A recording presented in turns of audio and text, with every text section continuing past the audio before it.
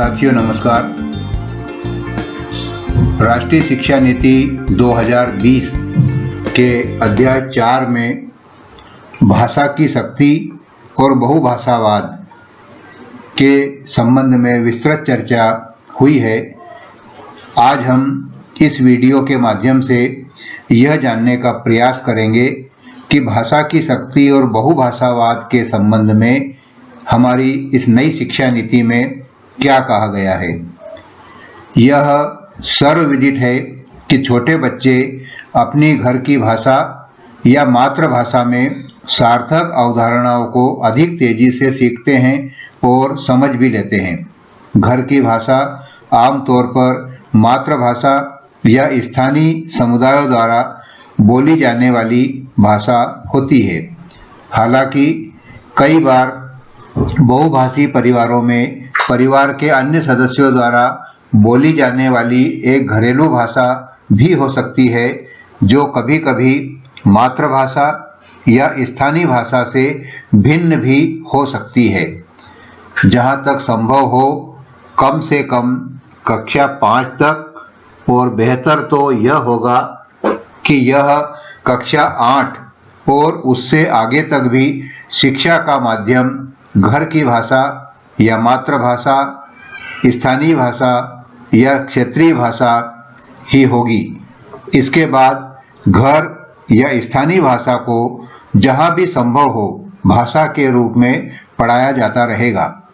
सार्वजनिक और निजी दोनों तरह के स्कूल इसकी अनुपालना करेंगे। विज्ञान सहित सभी विषयों में उच्चतर गुणवत्ता वाली पाठ्यपुस्तकों को घरेलू भाषाओं या मातृभाषा में उपलब्ध कराया जाएगा। यह सुनिश्चित करने के लिए सभी प्रयास जल्दी किए जाएंगे कि बच्चे द्वारा बोली जाने वाली भाषा और शिक्षा के माध्यम के बीच यदि कोई अंतराल मौजूद है, यानी बच्चे द्वारा आम बोलचाल में, आम जीवन में जो भाषा बोली जाती है वह और शिक्षा का माध्यम की भाषा में कोई अंतर है, तो उसे समाप्त किया जा सके, यह उद्देश्य यहाँ पर अंतर्निहित है। ऐसे मामलों में जहाँ घर की भाषा की पाठ्य सामग्री उपलब्ध नहीं है, शिक्षकों और छात्रों के बीच संवाद की भाषा भी जहाँ तक संभव हो वहाँ घर की भाषा ही बनी रहेगी, बनी रखी जाएगी। शिक्षक को उन छात्रों के साथ जिनके घर की भाषा या मातृभाषा उनकी शिक्षा के माध्यम से अलग है, भिन्न है, वहाँ शिक्षकों को द्विभाषी शिक्षण अधिगम सामग्री सहित द्विभाषी अप्रोच का उपयोग करने के लिए प्रोत्साहित किया जाएगा। सभी भाषाओं को सभी छात्रों को उच्चतर गुणवत्ता के साथ पढ़ाया जाएगा। एक भाषा को अच्छी तरह से सिखाने और सीखने के लिए इसे शिक्षा का माध्यम होने की आवश्यकता नहीं है। जैसा कि अनुसंधानों द्वारा स्पष्ट होता है कि बच्चे 2 और 8 वर्ष की आयु के बीच में बहुत जल्दी भाषा सीखते हैं और बहुभाषिकता से इस उम्र के विद्यार्थियों को बहुत अधिक संज्ञानात्मक लाभ भी होता है। फाउंडेशनल स्टेज की शुरुआत और इसके बाद से ही बच्चों को मातृभाषा पर विशेष जोर देते हुए विभिन्न भाषाओं में एक्सपोजर दिए जाएंगे। सभी भाषाओं को एक मनोरंजक और संवादात्मक शैली में पढ़ाया जाएगा, जिसमें बहुत सारी संवादात्मक बातचीत होगी और शुरुआती वर्षों में पढ़ने और बाद में मातृभाषा में लिखने के साथ कक्षा 3 और आगे की कक्षाओं में अन्य भाषाओं में पढ़ने और लिखने के लिए कौशल विकसित किए जाएंगे। केंद्र और राज्य दोनों सरकारों की ओर से देश भर की सभी क्षेत्रीय भाषाओं और विशेष रूप से संविधान की 8वीं अनुसूची में वर्णित सभी भाषाओं में बड़ी संख्या में भाषा शिक्षकों में निवेश का एक बड़ा प्रयास किया जाएगा।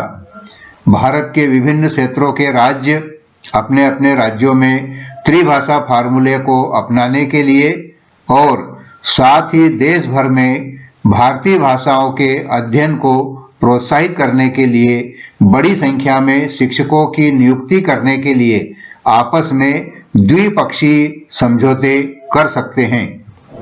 विभिन्न भाषाओं को सीखने के लिए और भाषा शिक्षण को लोकप्रिय बनाने के लिए तकनीक यानी टेक्नोलॉजी का वृहद स्तर पर उपयोग किया जाएगा। यह बात हमारी नई शिक्षा नीति के अध्याय 4 में, जो कि बहुभाषावाद और भाषा की शक्ति से संबंधित है, उसमें कही गई है। संवैधानिक प्रावधानों, लोगों, क्षेत्रों और संघ की आकांक्षाओं और बहुभाषावाद और राष्ट्रीय एकता को बढ़ावा देने की जरूरत का ध्यान रखते हुए त्रिभाषा फार्मूले को लागू किया जाना जारी रहेगा। हालांकि 3 भाषा के इस फार्मूले में काफी लचीलापन रखा जाएगा और किसी भी राज्य पर कोई भी भाषा किसी भी प्रकार से थोपी नहीं जाएगी। बच्चों द्वारा सीखी जाने वाली 3 भाषाओं के विकल्प राज्यों, क्षेत्रों और निश्चित रूप से छात्रों के स्वयं के अपने होंगे, जिनमें से कम 3 में से 2 भाषाएं भारतीय भाषाएं हो, इसका ध्यान रखा जाएगा। विशेष रूप से जो छात्र 3 में से 1 या अधिक भाषाओं को बदलना चाहते हैं, वे ऐसा कक्षा 6ठी या कक्षा 7वीं में कर सकते हैं, लेकिन ऐसा करने के लिए उन्हें तीनों भाषा में, जिसमें एक भारतीय भाषा को उसके साहित्य के स्तर पर अध्ययन करना शामिल है, माध्यमिक कक्षाओं के अंत तक बुनियादी दक्षता हासिल करके दिखाना होगा।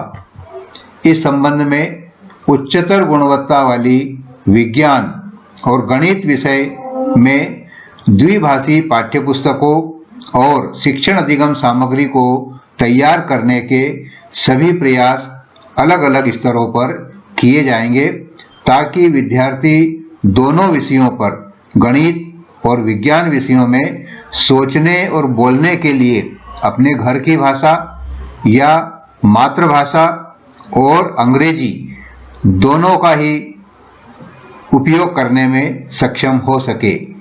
गणित और विज्ञान विषय के संदर्भ में विद्यार्थी अपनी मातृभाषा में भी अध्ययन कर सके और साथ ही साथ अंग्रेजी में भी अध्ययन करने में सक्षम हो सके, यह आशय यहाँ पर निहित है।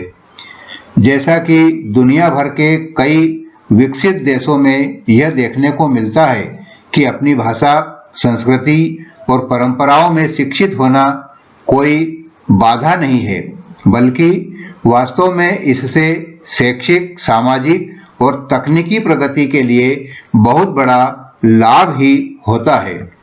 भारत की भाषाएं दुनिया में सबसे समृद्ध, सबसे वैज्ञानिक, सबसे सुंदर और सबसे अधिक अभिव्यंजक भाषाओं में से है, जिनमें प्राचीन और आधुनिक साहित्य यानी गद्य और कविता दोनों के विशाल भंडार शामिल है। इन भाषाओं में लिखी गई फिल्म, संगीत और साहित्य भारत की राष्ट्रीय पहचान और धरोहर है। सांस्कृतिक और राष्ट्रीय एकीकरण की दृष्टि से सभी युवा भारतीयों को अपने देश की भाषाओं के विशाल और समृद्ध भंडार और इनके साहित्य के खजाने के बारे में जागरूक होना ही चाहिए। ऐसी अपेक्षा हमारी नई शिक्षा नीति के अध्याय 4 बहुभाषावाद और भाषा की शक्ति में की गई है। इस प्रकार देश में प्रत्येक विद्यार्थी पढ़ाई के दौरान द लैंग्वेजेस ऑफ इंडिया पर एक मजेदार प्रोजेक्ट या गतिविधि में भाग लेगा। उदाहरण के लिए कक्षा 6 से 8 में एक भारत श्रेष्ठ भारत की जो पहल की गई है, उसे हम ले सकते हैं। इस प्रोजेक्ट या गतिविधि में छात्र अधिकांश रूप से प्रमुख भारतीय भाषाओं की उल्लेखनीय एकता के बारे में जानेंगे। इसके तहत उनके सामान्य ध्वन्यात्मक और वैज्ञानिक रूप से व्यवस्थित वर्णमाला और लिपियों, उनकी सामान्य व्याकरणिक संरचनाओं, संस्कृत और अन्य शास्त्रीय भाषा से इनकी शब्दावली के स्रोत और उद्भव को ढूंढने से लेकर इन भाषा के समृद्ध अंतर प्रभाव और अंतरों को समझना शामिल है। वे यह भी जानेंगे कि कौन से भौगोलिक क्षेत्र में कौन सी भाषाएं बोली जाती है, आदिवासी क्षेत्र की भाषाओं की प्रकृति और संरचना को समझेंगे और भारत की हर प्रमुख भाषा में कुछ पंक्तियां और प्रत्येक के समृद्ध और उभरते साहित्य के बारे में आवश्यक अनुवाद के माध्यम से कुछ कहना सीखेंगे। इस तरह की गतिविधि से उन्हें भारत की एकता और सुंदर सांस्कृतिक विरासत और विविधता दोनों का ही एहसास होगा और अपने पूरे जीवन भर वे भारत के अन्य हिस्सों के लोगों से मिलने और घुलने मिलने में सहज महसूस करेंगे। यह प्रोजेक्ट या गतिविधि एक रुचिकर और आनंददायी गतिविधि होगी और इसमें किसी भी रूप में मूल्यांकन का स्थान नहीं है। इसमें मूल्यांकन को नहीं रखा जाएगा। इस प्रकार हमने आज हमारी नई शिक्षा नीति के अध्याय 4 में, जो कि भाषा की शक्ति और बहुभाषावाद से संबंधित है, के संबंध में किए गए प्रावधान को जाना और समझा। इस संबंध में विस्तृत चर्चा हमारी नीति में की गई है।